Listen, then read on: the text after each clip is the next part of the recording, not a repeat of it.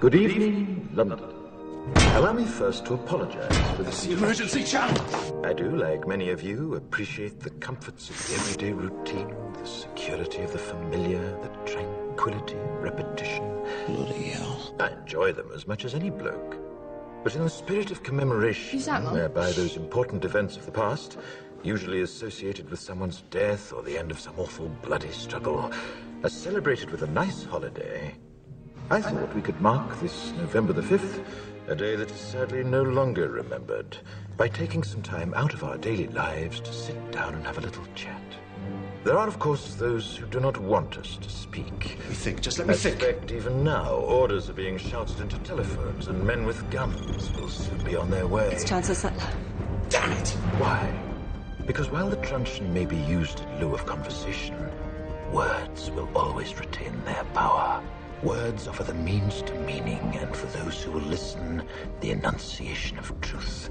And the truth is, there is something terribly wrong with this country, isn't there? You designed it, sir. You wanted it foolproof. You told me every television in London. Cruelty and injustice, intolerance and oppression. And where once you had the freedom to object, to think and speak as you saw fit, you now have censors and systems of surveillance coercing your conformity and soliciting your submission. We need cameras. How did this happen? Who's to blame? Well, certainly there are those who are more responsible than others, and they will be held accountable. But again, truth be told, if you're looking for the guilty, you need only look into a mirror. I know why you did it. I know you were afraid. Who wouldn't be? War, terror, disease. There were a myriad of problems which conspired to corrupt your reason and rob you of your common sense. Fear got the best of you, and in your panic you turned to the now High Chancellor Adam Sutler. He promised you order, he promised you peace, and all he demanded in return was your silent, obedient consent. Inspector, you're almost through. Last night, I sought to end that silence.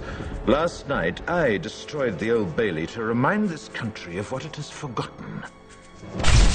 More than 400 years ago, a great citizen wished to embed the 5th of November forever in our memory. His hope was to remind the world that fairness, justice, and freedom are more than words. They are perspectives. So if you've seen nothing, if the crimes of this government remain unknown to you, then I would suggest that you allow the 5th of November to pass unmarked.